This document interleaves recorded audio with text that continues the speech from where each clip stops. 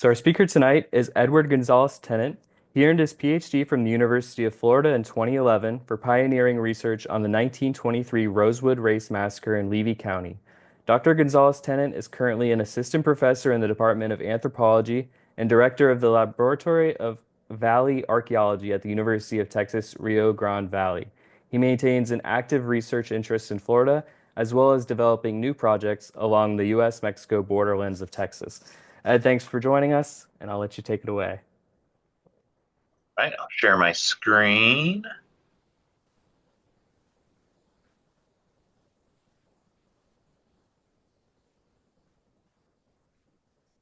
All right. So everybody can see that, I think, right? Yep. Excellent. Well, okay, I'll go ahead and get started here. So, oh, I gotta make this actually work. There we go. There we go. Okay, so I'll be talking about today, obviously, shifting things around on my screen here. So sorry. Obviously, I'm talking today about an archaeological project that I ran for a couple years while I was still at the University of Central Florida. And this is in the Ocala National Forest, and it is sort of the historical archaeology of Marjorie Kinnan Rawlings's The Yearling, right? So we'll talk a little bit about that book. But in case you don't know where Pat's Island or the Ocala National Forest is, well, I guess this doesn't do a good map of showing where Ocala is, but this is north of Orlando. So we're probably about an hour and a half or so north of Orlando into the forest along Lake George. So this is near some famous areas like Silver Glen Springs would be the biggest famous area. So you can see on the map there the location of Pat's Island in black. And tonight I'm going to talk about a handful of different things. I'm going to start by discussing why study farmsteads and rural life. You know, one of the great things about doing this presentation and putting it together was it motivated me to get back on this project as I want to get some publications going soon, but also to start thinking about like really how I sort of theorize and think through this. So we'll talk a little bit about that.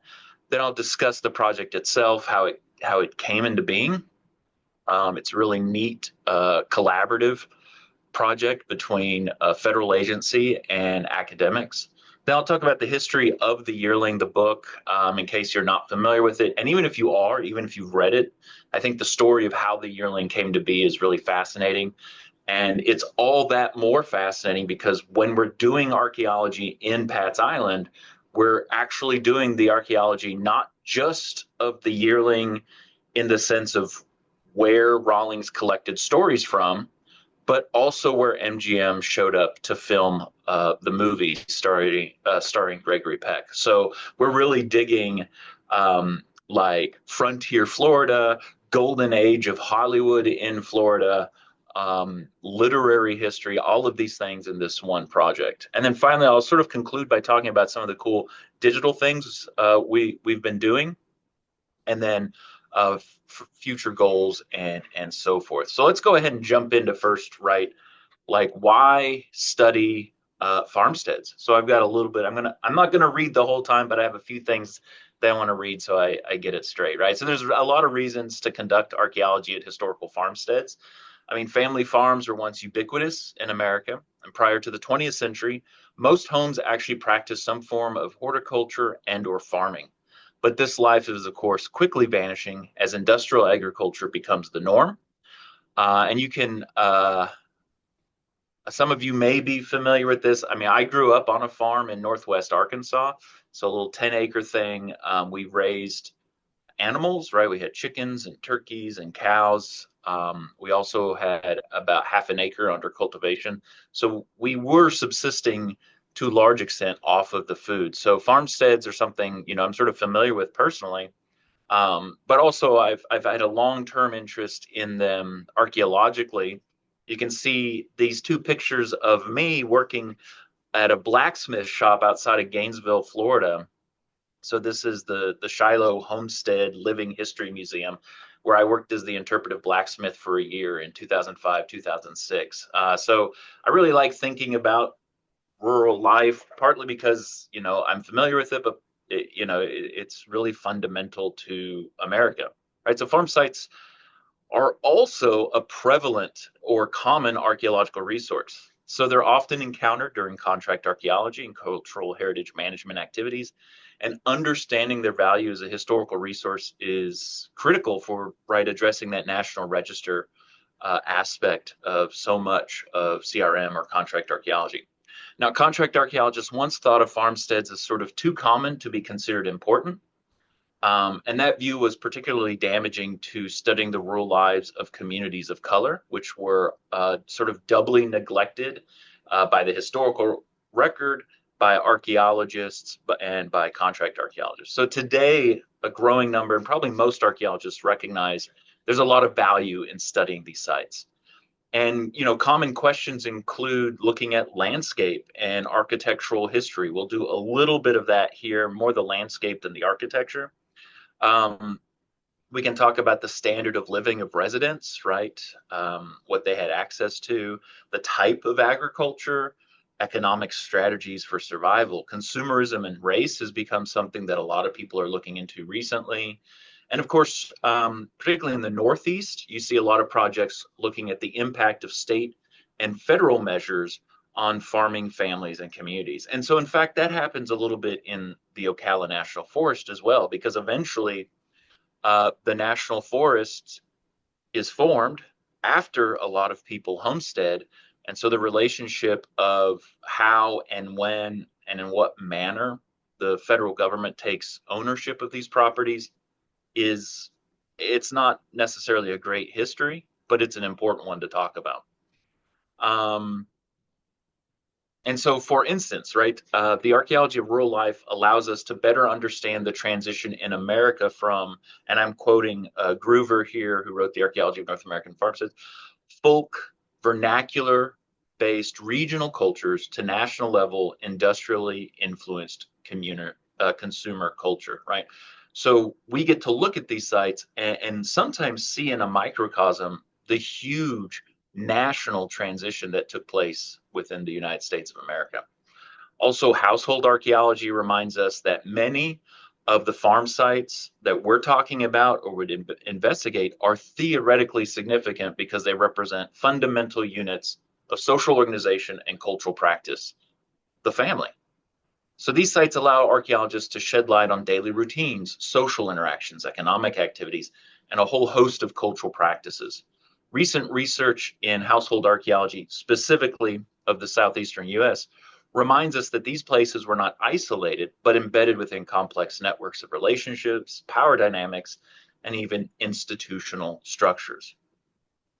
So while my analysis of the farmstead at the center of this project is ongoing, thinking about farm sites, rural landscapes, and household archaeology allows me to formulate new questions and contribute to a rapidly growing domain of archaeological research in the US and beyond.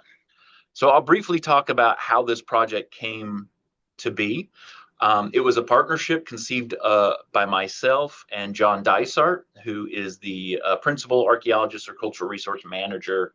He's the guy responsible, along with Rachel Thompson, for all archaeological resources in the 140,000 acres. The Ocala National Forest is the largest federal forest in the southern U.S. And so we conceived of this partnership as a federal academic thing to provide students with practical instruction in both contract archaeology and cultural resources management. Fieldwork began in 2020, continued basically for 3 years, all of 2020, all of 2021, and most of 2022.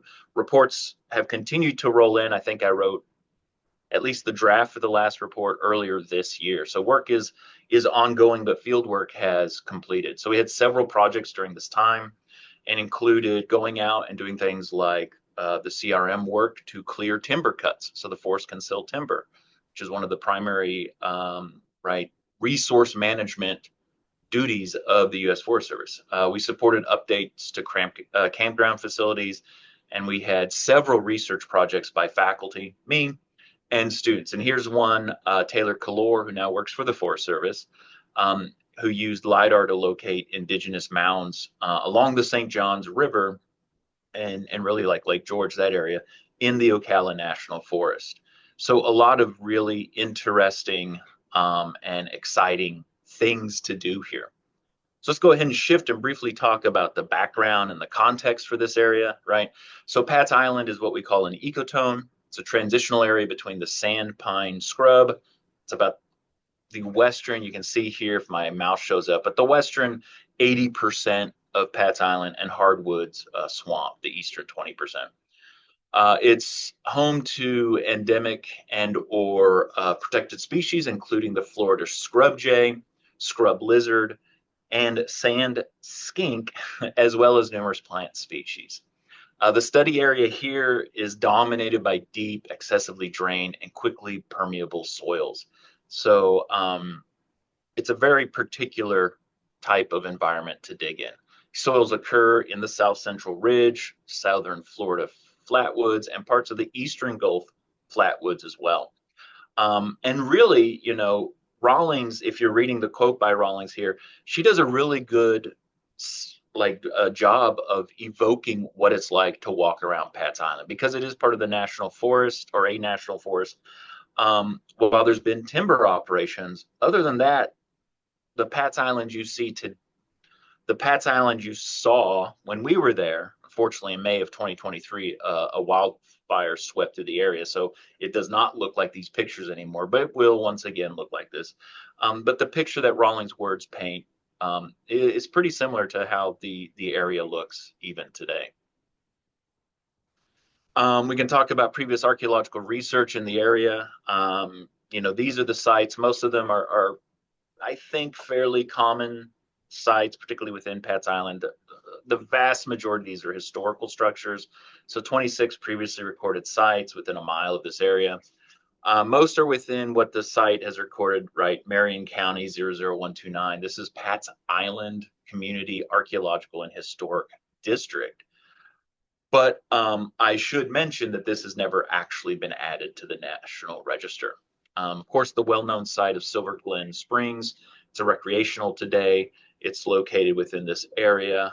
Indigenous occupation spans thousands of years at that site, and it's been the subject of several years of excavation by both University of Florida and University of Oklahoma researchers. So if you know Ken Sassaman or Asa Randall, they've been leading projects there since the 2000s at least. And so here you can see one of our first group of students in the center image. And here is Taylor Kalor, who I mentioned before. Alex Nailwake works for the National Resource Conservation Service. He did his project around Silver Glen and elsewhere. Rachel Thompson and John Dysart. And of course, you can immediately date this photo to within a year or two, given our face coverings. And so we were doing this during the pandemic. And then finally, a large feature on the left-hand side. This is looking into a sinkhole. There's a massive sinkhole in the center of Pat's Island, which figures prominently in the Yearling. On the landscape, and here you can see it really drops down like 150, 200 feet from the sort of surrounding area. I might be exaggerating that a little bit, but it's a massive drop. So let's go ahead and switch now and talk about the Yearling a bit. If you've not read the book, I'll do my best not to spoil it, but you know, it's one of these books. I joke when I talk about this. 20th century American literature seemed to really enjoy stories where young boys or men had to watch a beloved pet die, or in fact kill them themselves. This is in that same vein. So it follows young Jody Foster, whose father father gets bit by a rattlesnake, kills a deer to take its liver to suck out the venom. They find the deer's fawn. Jody names the fawn Flag, and it basically follows a year in their life living in the scrub. But the story of the book begins with Rawlings interviewing Pat's Island resident Calvin Long. Sorry, I don't know why that G is there. There's some misspellings here. And Cal Long was renowned for both his hunting prowess and production of high quality moonshine. The Longs had lived in the scrub since 1872 and they homesteaded the property. And it was during a month of interviews in late 1933, I believe probably October of 33, that Rawlings learned about the pet deer Cal had had when he was a child and the sad experience of having to shoot the animal when it began eating the Longs out of house and home. A memory that Cal, at this point now, the elder Cal, never forgot. Now, 2 years would pass before Rawlings reluctantly began her work on what she termed her boys' book. When she returned to Pat's Island, Cal had died and his wife moved away. She finally felt inspired to write the book after she wandered by the ruined house, explored the sinkhole where the Longs got their drinking water. In fact, so moved by this experience, she initially thought of naming the book The Sinkhole. Many real life experiences beyond her interviews with Cal supplied material for the book, including hunting trips to capture old Slewfoot, locally famous bear who terrorized the region and appears plays almost a character on his own in the book. On another trip to Lake Kerr, if you're familiar with this area, this is far north of Ocala National Forest. It's the northern part of the forest. She's poking around an abandoned building and found a supply book from the 1860s, 1870s, and used it to generate a shopping list that's also featured in the book. So her connection to this area was really profound. The book, of course, was finished 4 years after she first interviewed Cal. So late 1937, she finishes the book. I should say actually almost 5 years, and it's published in March of 1938. It immediately found success. Remained on bestseller lists for years. It eventually won a Pulitzer Prize for Rawlings and was almost immediately optioned by MGM for a movie within months of its production. And so preparation for the filming began in 1939. A crew arrived in 1941, but the U.S. entering World War II in December of that year and other delays halted production.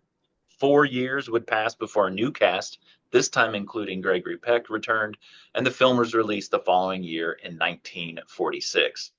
While Rawlings never visited Pat's Island during the filming, she was insistent it be set there. She was insistent as part of the optioning and throughout the entire process.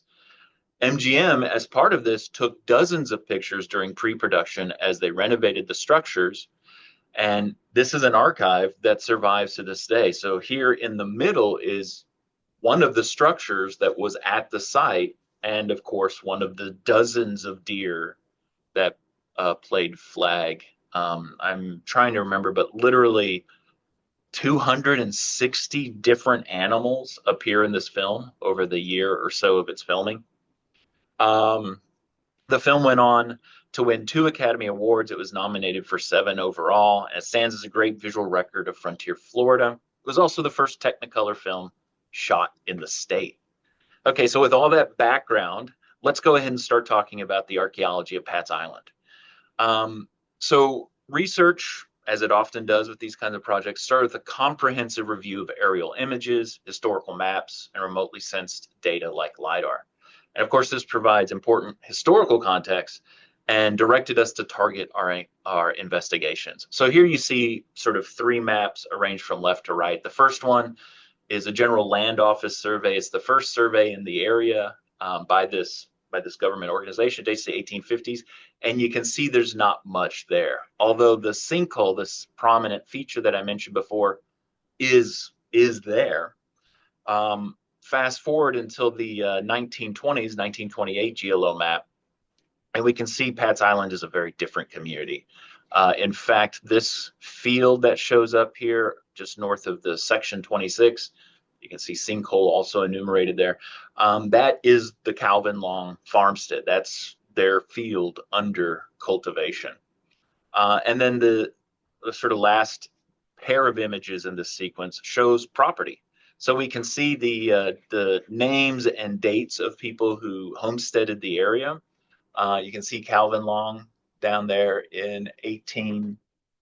I can't read it. I hate my glasses. In the 1800s.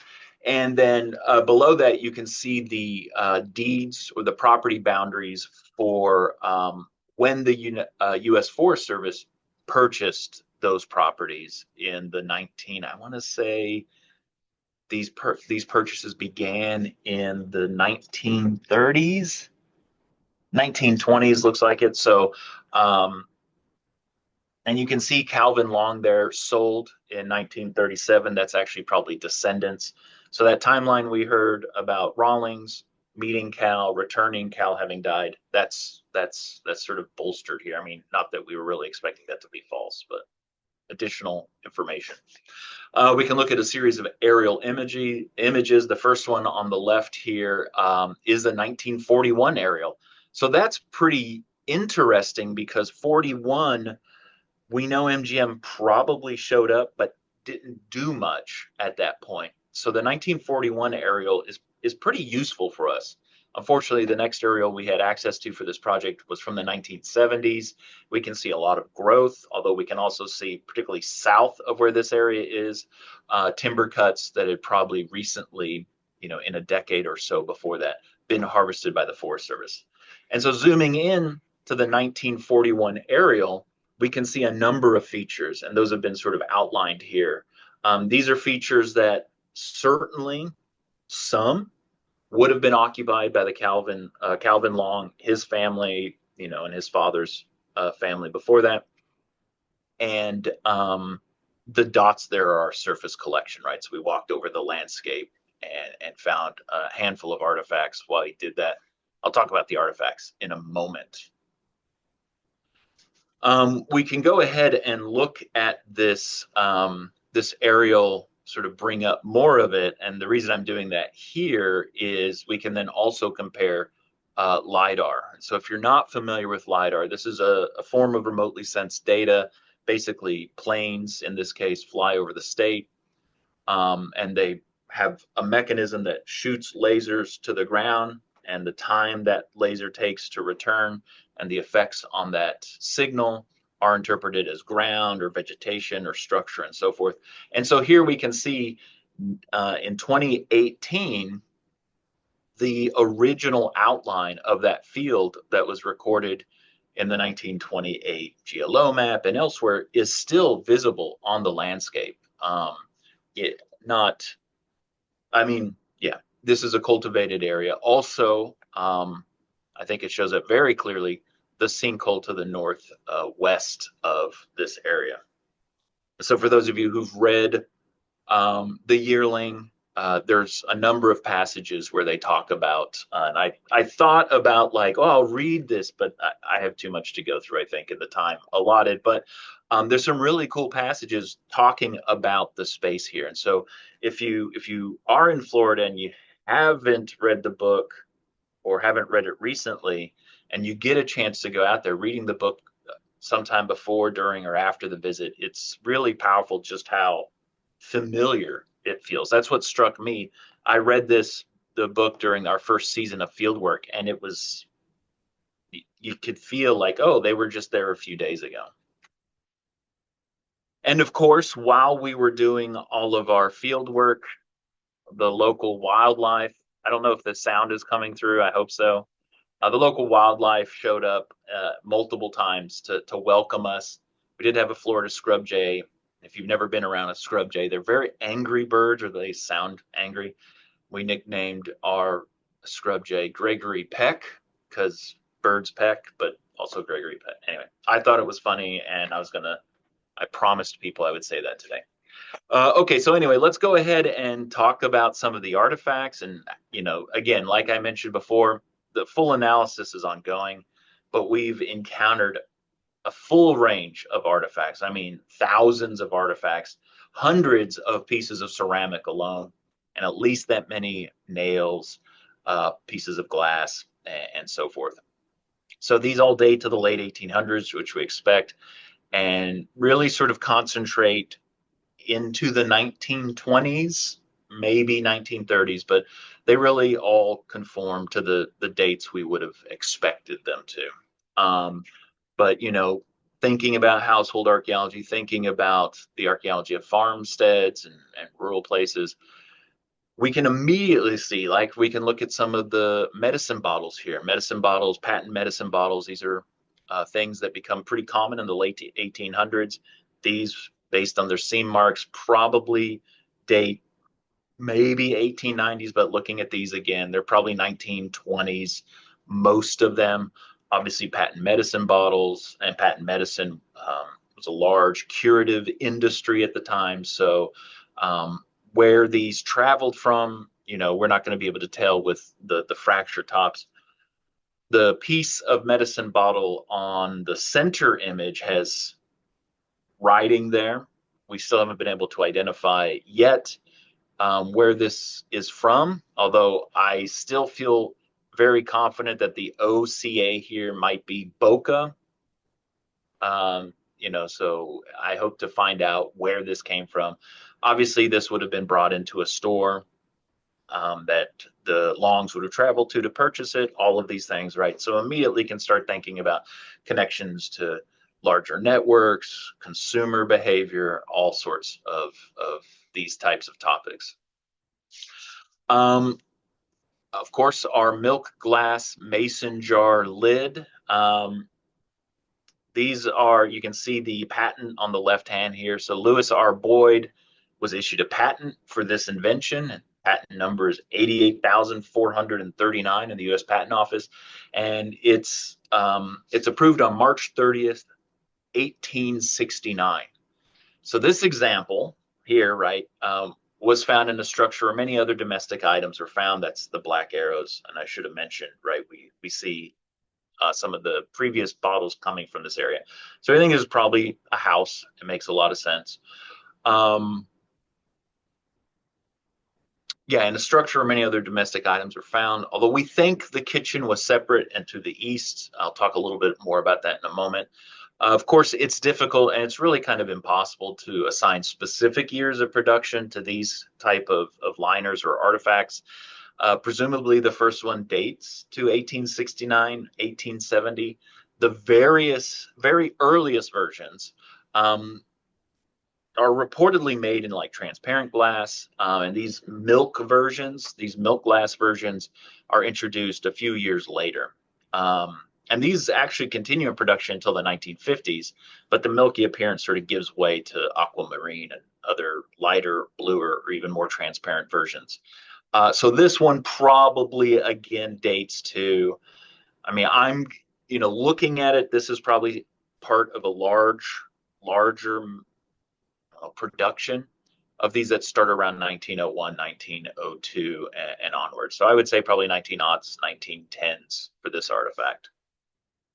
One of the exciting and often bewildering aspects of historical archaeology is identifying artifacts. And I thought about like, oh, I should hide the patent here and try to get people to guess what this thing is. I mean, we guessed all sorts of things on site. It's got a little crank. It's got some gears. Oh, is this some like a locking mechanism for a film canister? We really wanted to find something that screamed MGM, right?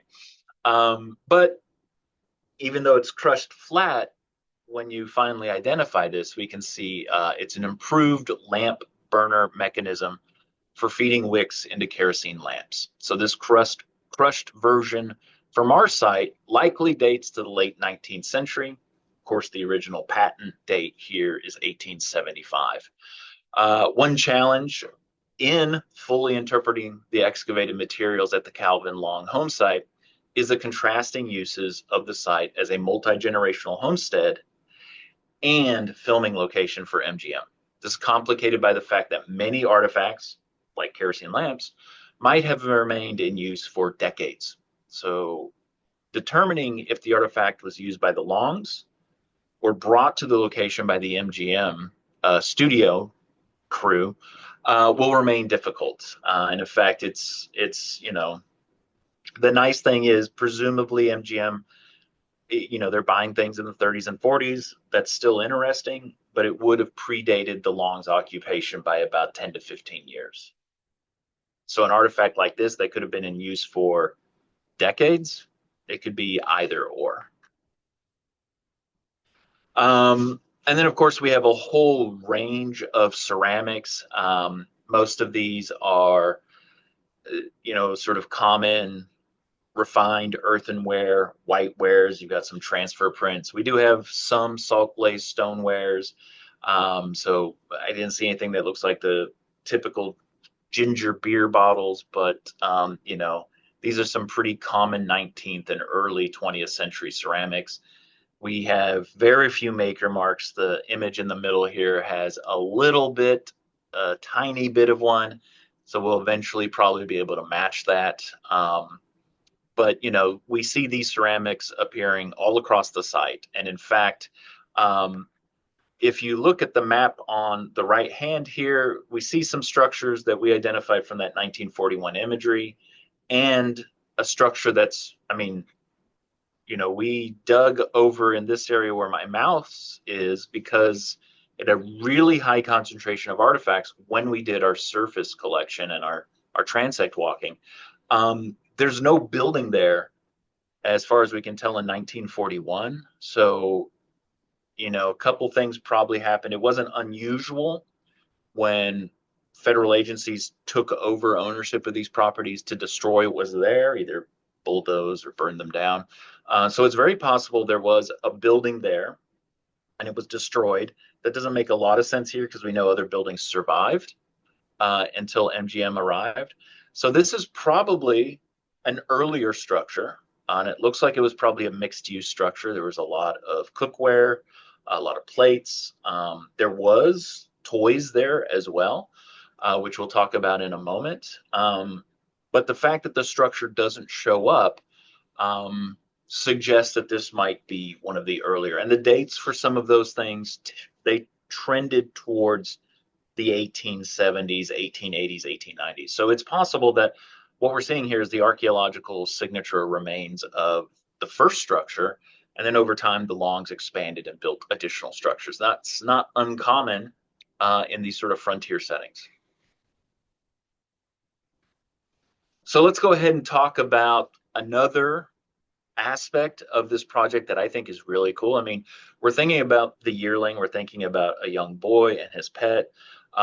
We can think about childhood.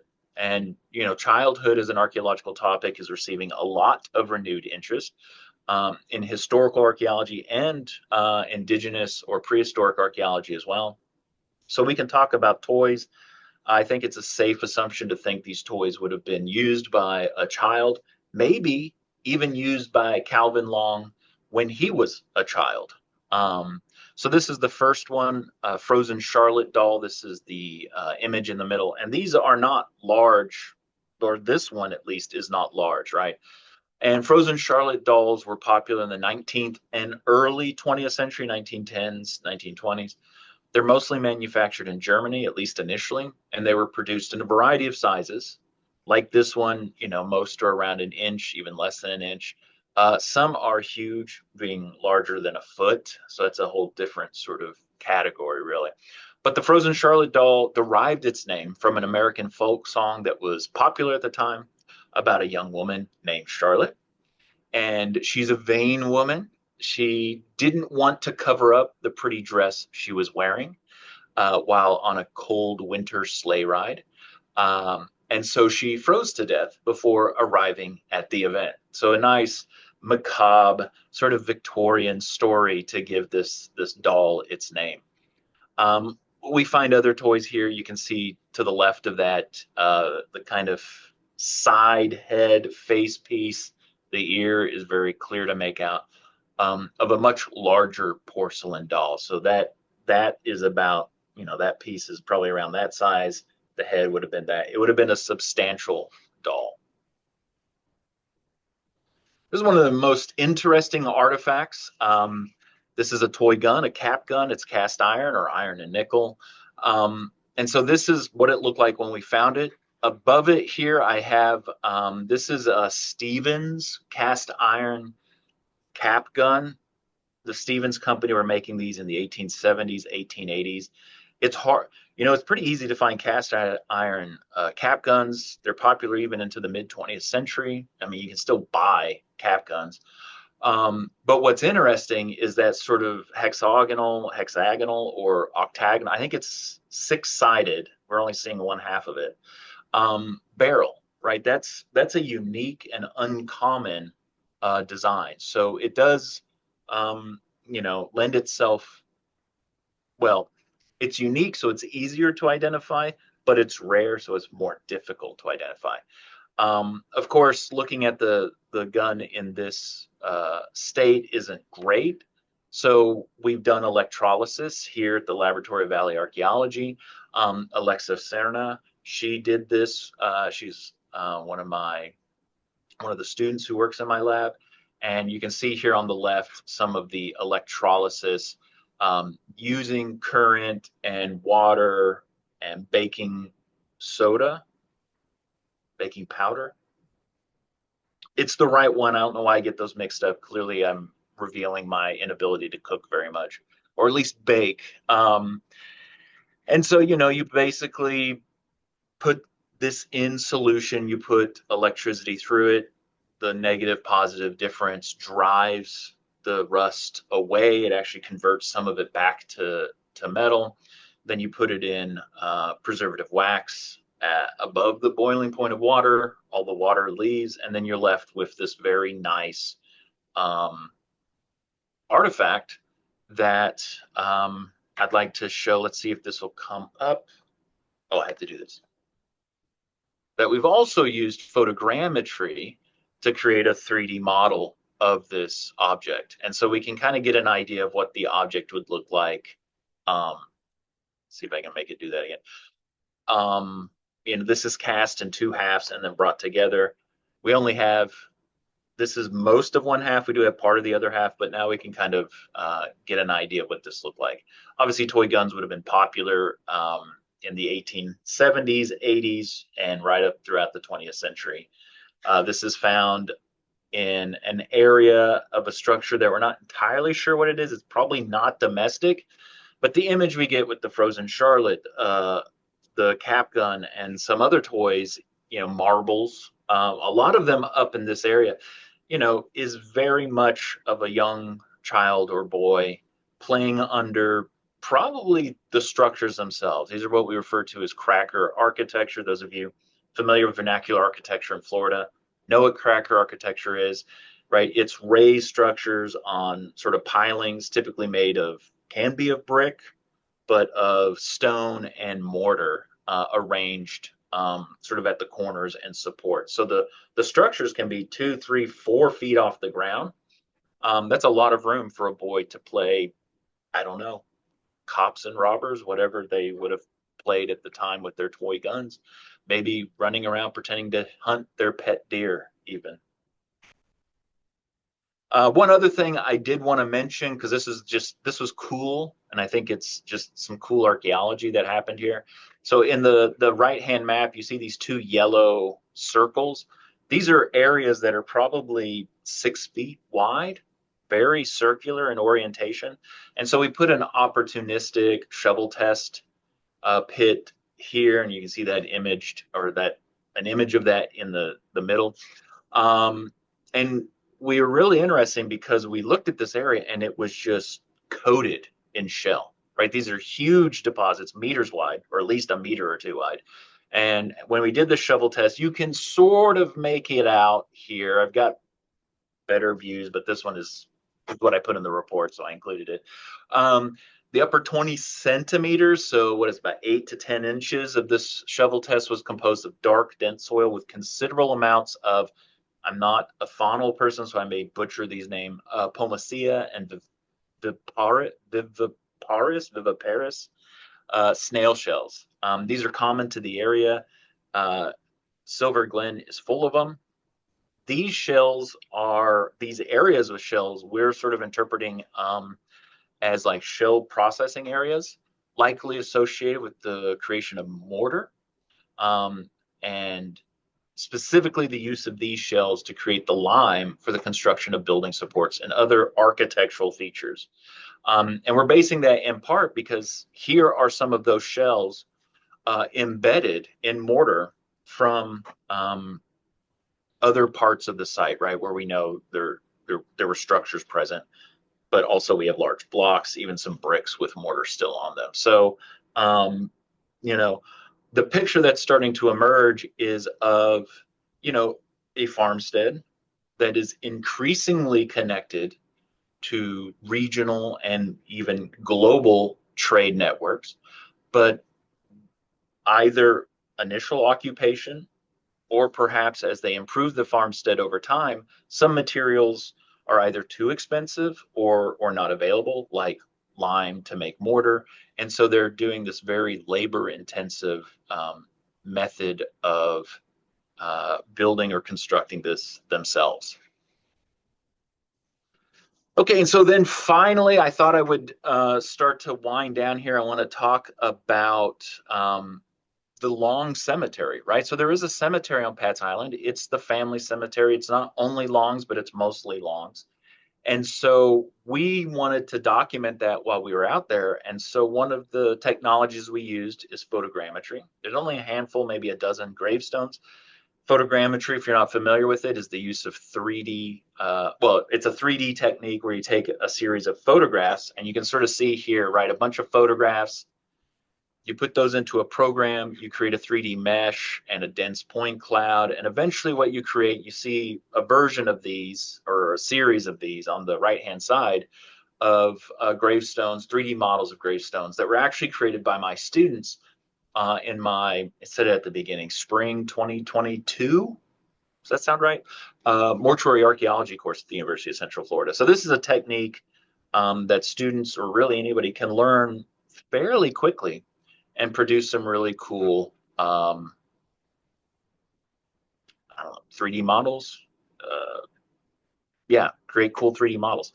So we thought, well, maybe we can use this technology with some traditional archaeological approaches to create a virtual version of the family cemetery here. So the Long Family Cemetery, it's located on Pat's Island. I won't go into all of this. We've already talked about it. Calvin and Mary Long were the inspiration for the Yearling, of course. And Calvin and Mary Long are both buried here. And so this started in a very traditional way, right? We went out there as a field school. This was summer of 2022. Yep. And students created basically a hand-drawn map of the cemetery. It's not a complex map. There's not a lot of burials here. The fence is maintained by a volunteer group. And so we just basically used hand-drawn, tape and compass, very traditional archaeological approaches to create a very nice map. And then we took some other notes you can see kind of scattered in the corners of how the fence was constructed. And then we can kind of use this to go into a 3D program. We can create a version of the cemetery. So the ground surface is from that LiDAR data, right? That LiDAR data is recording differences of elevation every couple inches, maybe even less than that. So we get a very accurate ground surface. Then we can add the 3D models produced by photogrammetry of each individual grave marker, located back in the virtual world environment because of that hand-drawn map. And then we can put this all online. So if you're interested, that QR code, you can scan it. It takes you to the virtual Long Cemetery.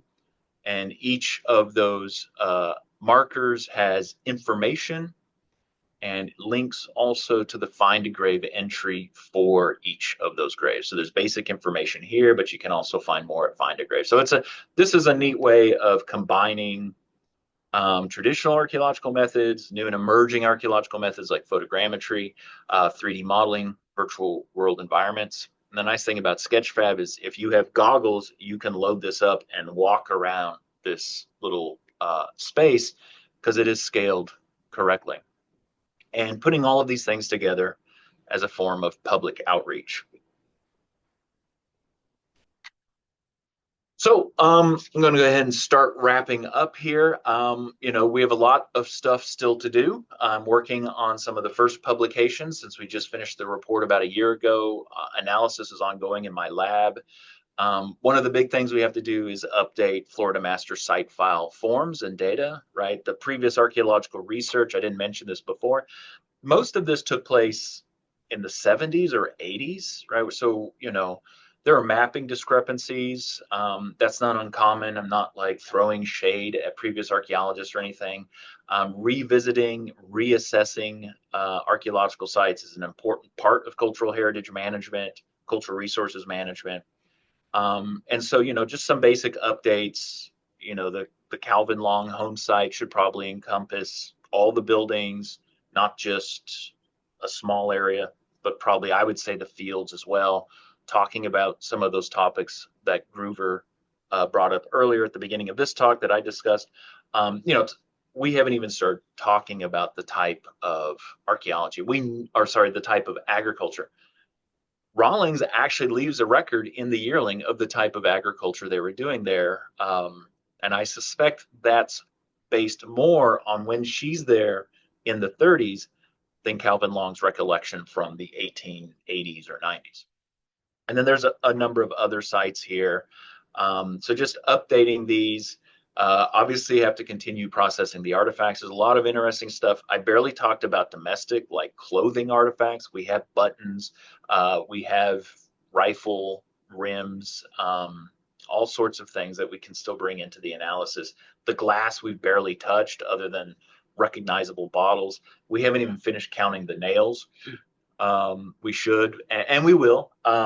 But yeah, and then all of this is going to work towards, my goal is to partner again, or keep partnering, I should say, with archaeologists at the Forest Service, particularly John Dysart, Rachel Thompson, who are in the Ocala National Forest, to eventually put this together as a nomination and get this area on the National Register. It's significant for a whole variety of ways. We've already delineated why it's, under criterion D, archaeological. Like, we can learn something about farmsteads in frontier Florida. People forget that in the 1870s and a lot of the late 1800s, Florida was very much part of the American frontier. So what's the frontier look like in Florida compared to the West? This is a great area to make those comparisons. We can talk about consumption, consumerism, all of these sorts of things as well. And then it's the Yearling, right? This is attached to a major work of literature. So there's a lot of relevance and a lot of compelling, I think, significance here. I think it'll be fairly easy to put on the register, other than the work of putting together the nomination. So as I'm going to wrap up here, I just want to thank again John Dysart, Rachel Thompson. They've been amazing collaborators. I hope to work with them again in the future. I think I'll be able to. With the U.S. Forest Service, we had an agreement, right? A lot of this was funded, and a lot of the graduate students were funded through this agreement, which was a big, important aspect of this to me, is finding ways of either supplementing or compensating students for their time on archaeological projects. So undergraduates, this was non-residential. We just drove to the site. So relatively low cost. This is a model I reproduce here in the lower Rio Grande Valley, paying for housing, paying for food, these sorts of things. So the Forest Service made it possible for me to really hone in on this model, and I wouldn't have been able to do it without them. So, a lot of thanks to them. But that's it. I think I've stayed within the time we wanted to, but I'm absolutely happy to keep hanging out, answering any questions and so forth. And let me know if I'll leave this up in case I need to go back to a slide or something, if that's okay. Yeah, that sounds great. Thanks so much, Ed. Excellent work. And yeah, we'll leave it open for questions now. Nigel left you a comment in the chat. Uh, Oh, hey, Nigel. Yes, that's okay. So those of you, if you didn't read Nigel's comment, it's basically like, I've camped in this area and didn't even know about the site. So that's not uncommon. If you don't enter the area from kind of one specific trail that is like, welcome to the Yearling Trail, you wouldn't really necessarily know this was all out there. And of course, part of I don't want to say it's delaying or slowing down, right? This is work that was going on 2 years ago. Archaeology takes time, particularly when you have a lot of artifacts to process. But something else that's sort of, contributing to the the time frame is this wasn't the only site we investigated, right? There's a church out there, there's a school out there, there's multiple other home sites out there, and we investigated several of them as well. So it's not like it's just this one little area and this one. There's stuff all over Pat's Island that's related to this. Yeah, Wendy, the Yearling Trail. If you go to Silver Glen Springs and drive over the road to the little trail, there's a whole map there that talks about a lot of the yearling and what is in this area. But if you come down this sort of like cross Florida trail, I don't think a lot of that's there. And of course, today, I don't know how much of that has survived because a lot of it was destroyed during the fire last year.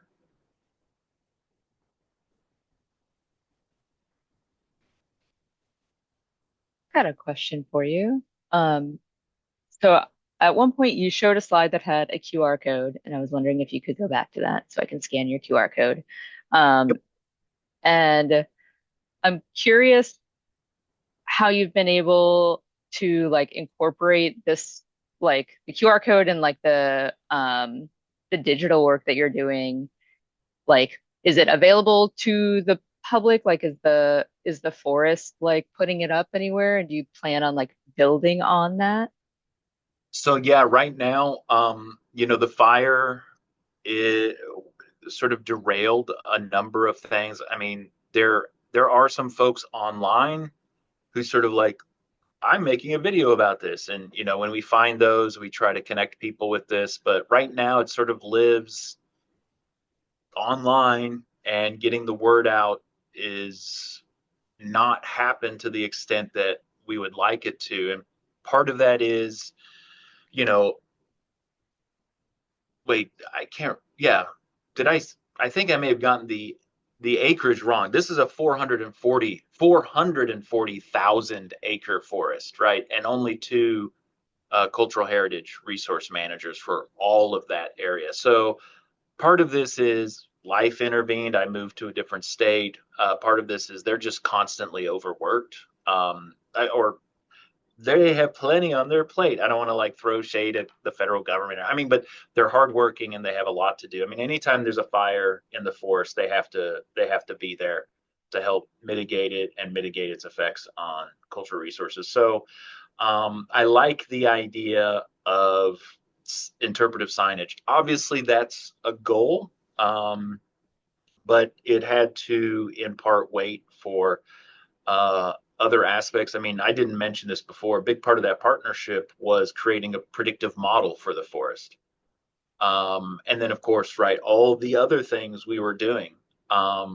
So in some ways, it's really kind of been the last year or so, not even the last 6 months or so, in the midst of running a field school here in my lab and trying to get tenure, that I've been able to sit down and start thinking about this again.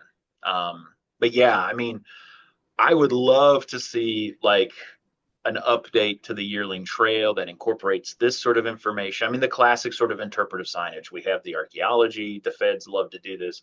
We just have to sit down. I was actually talking online to Rachel Thompson not too long ago, and it's like, yes, let's partner again. So it's there, just is going to be when the rest of us find, or when we find the time. Hopefully we can get that ball rolling sometime next year.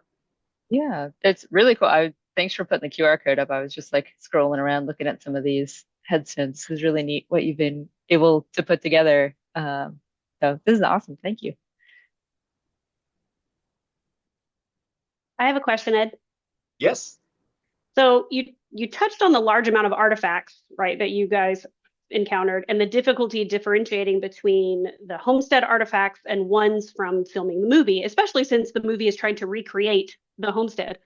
And you mentioned the oil lamp thing, which, by the way, I immediately recognized because my grandmother collects those. So immediately I was like, oh, that's an oil lamp. So I was like, ha. But anyway, do you have like any examples of like very specific movie artifacts that you have identified that are from the filming? No, nothing. I was always, and maybe future excavations, if they take place, would do this, but We did a shovel test survey to delineate the boundaries of the site. We never found anything that didn't look like it should be like it was part of a homestead or farmstead. Um, No, like fakey recreated lamps or I anything mean, like that. so this is interesting. So that area around Ocala, the southern part of Ocala National Forest, especially. I'm trying to remember one of the towns out there. It starts with a U. It's a tiny little town, but there is in my head, based on this, like a sort of the archaeology of Hollywood in Central Florida, and I think this would be a good case study because we don't really do this sort of work. I mean, again, I don't think there's anything here that screams like artifactually or material culture, Hollywood or film production. Um, but south of this area is where they reconstructed Rosewood for the 1997 John Singleton adaptation of the D'Orso book. And, one of the things they did with that is they actually transported historically accurate structures from neighboring areas to their recreated town, um, and then burned them as part of filming that movie. And I've only done very preliminary research on that, but it does look like they found some historical structures and relocated them. And I haven't found any information that they took them back. But of course, we know that the town they set up, and they didn't film it in Rosewood. They specifically did not want to work in Levy County for a variety of reasons. They thought they would have a hostile reception, and they might have, quite frankly, been right. But yeah, so it's possible that there's like here's an area that looks like filming probably went a long way in helping preserve what was already there. And another area not too far away, filming may have actually contributed to the destruction of a large amount of architectural history in Central Florida. So interesting comparative in a lot of ways. But I mean, yeah, getting back to your question, that's something I don't know how to necessarily. I mean, I'm going to talk about it, but if MGM is here in 1939, 1941, 40, 41, and then back, years later, I don't think they have to really recreate anything. They can probably just drive down the road and find Right. anything they want and buy it for next to nothing compared to, them coming from Hollywood in California. So my Yeah, guess is everything they put there would be period. Right. It just makes me think, I worked in the Tampa Bay area for so long, and Weeden Island had a movie studio. And so they do have a few artifacts. So I was even thinking things like film canisters. And obviously, there, they weren't filming movies exactly for a homestead that was already there. So some of the things that they brought into film would be different. Some things shouldn't be here. Like those kinds of things are a little easier. But Yeah, yeah, and I'm a Hollywood buff, so I was interested to see. I mean, I like movies a lot. I would not have.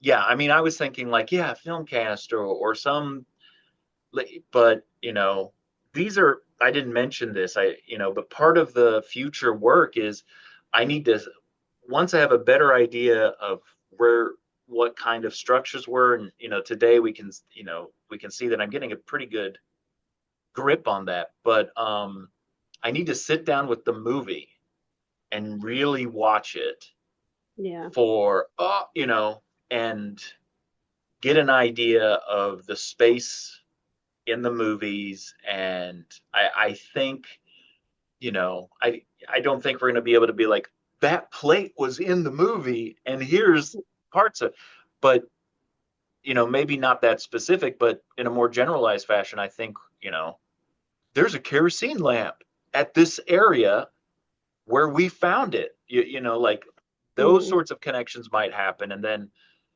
and I think that is going to be pretty possible to do.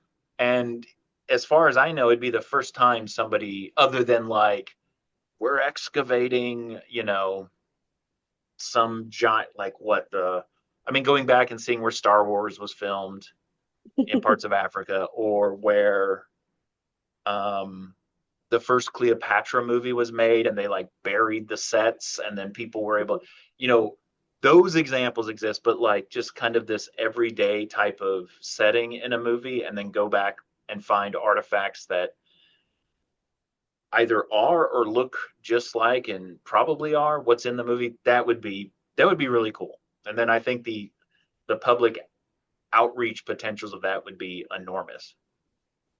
Yeah, and I think too, it makes me think of like the other side of the coin, which obviously is a completely different research project, but like it's so rural, where did the crew and cast live? Those would now be archaeological sites as well.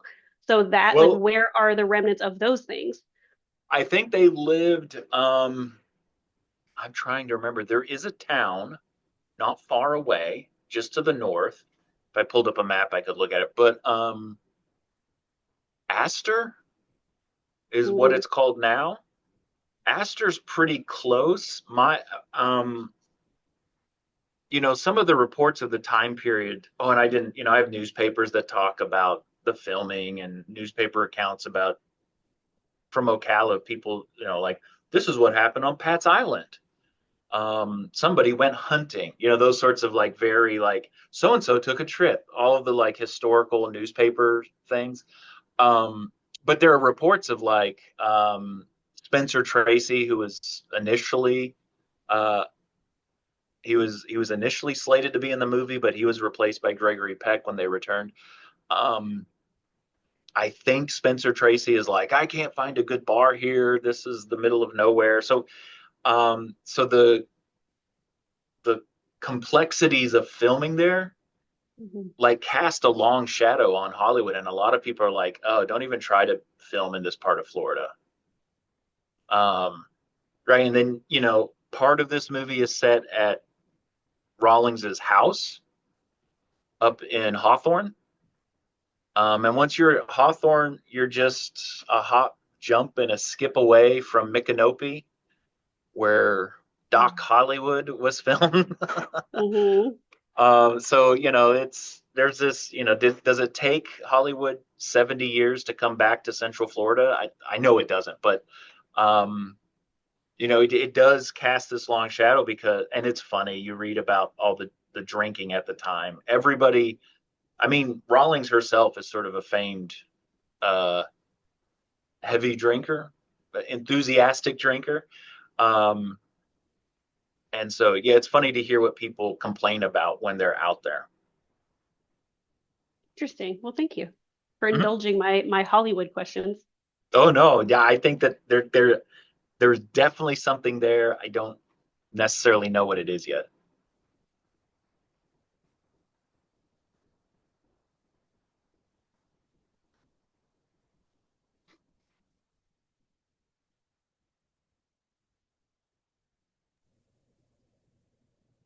All right, well, if no other questions, I think we can call it a night. Thanks again, Ed. Thank you all for Yeah, joining us. yeah, thanks for having me. This was fun. Like I said, it gave me an opportunity to get back and thinking about all that. And that was a nice. It's timely, but it was also really nice to do it. Absolutely. All right, well, thanks everyone. Have a good Merry night. Christmas, everybody. Okay, bye, Thanks. Marcy. Thanks. Bye. Bye. Good night. Thank you.